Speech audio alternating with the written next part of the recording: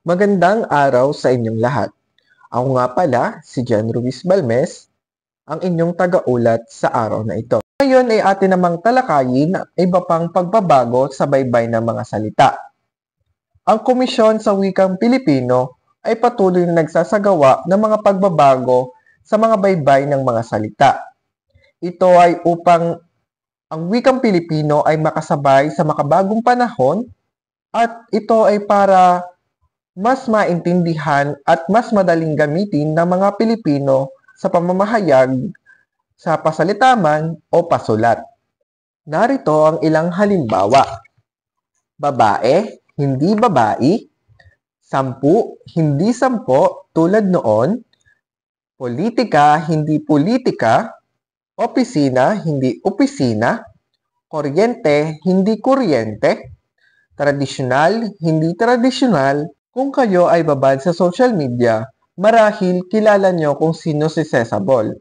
Siya ay isang influencer na gumagamit ng ibang baybay sa salitang babae.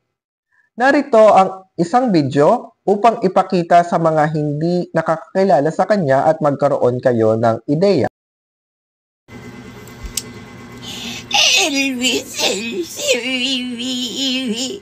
Sobrang OA na. Para sa akin ay wala namang problema sa pagsunod sa mga trending sa ating social media.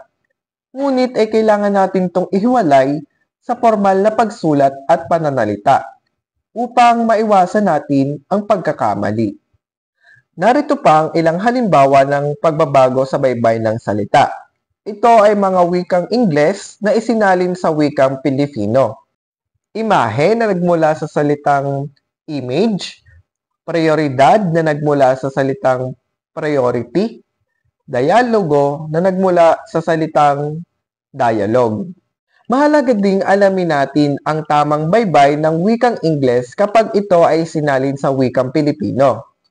Ito ay upang maiwasan ang hindi pagkakaunawaan ng dalawang tao.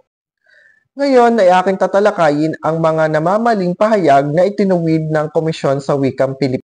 Ang Komisyon sa Wikang Pilipino ay tumutugon din sa maling pahayag at maling paggamit ng wikang Pilipino. Ang maling pahayag ay karaniwang bunga ng maling gramatika at maling baybay ng mga tao na nagbubunga ng hindi pagkakaunawaan. Narito ang ilang halimbawa. Mga painting, hindi mga paintings. Mga computer, hindi mga computers. Mga opisyal, hindi mga opisyales. Kung inyong mapapansin sa asignaturang Ingles, kapag sila ay nagsasaad ng maramihan, ang ating pangalan ay dinadagdagan ng titik S. Ngunit sa wikang Pilipino, ito ay mali. Sapagkat sa wikang Pilipino, ang pagsasaad ng mga karamihan ay ito ay dinuduksungan ng salitang mga na nangangahulugan o nagsasaad ng maramihan. Mga opisyal, hindi mga opisyales. Kalalakihan, hindi mga kalalakihan. Kababaihan, hindi mga kababaihan. Kaguruan, hindi mga kaguruan. Ngayon ay ating gamitin sa mali at tamang pahayag ang isang halimbawa.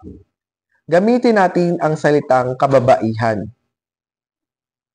Ang kababaihan sa Pilipinas ay patuloy na ipinaglalaban ang kanilang karapatan.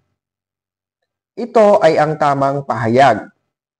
Ang maling pahayag naman ay ang mga kababaihan sa Pilipinas ay patuloy na ipinaglalaban ang kanilang karapatan. Ito ang maling pahayag. Kung inyong mapapansin sa maling pahayag, ito ay gumagamit pa rin ng salitang mga kahit ang pangalan ay nagsasaad na ng pangmaramihan. Ito ang gustong itama ng Komisyon sa Wikang Pilipino. Gusto nilang itama ang gramatika ng mga Pilipino sa paggamit ng wikang Pilipino. Bilang Pilipino, kailangan nating alamin kung ano nga ba ang tamang baybay at kung tama ba ang paggamit natin dito sa ating pagpapahayag. Sana kayo ay maraming natutunan. Yun lamang at ako muli si Jan Ruiz Balmes, ang inyong taga-ulat.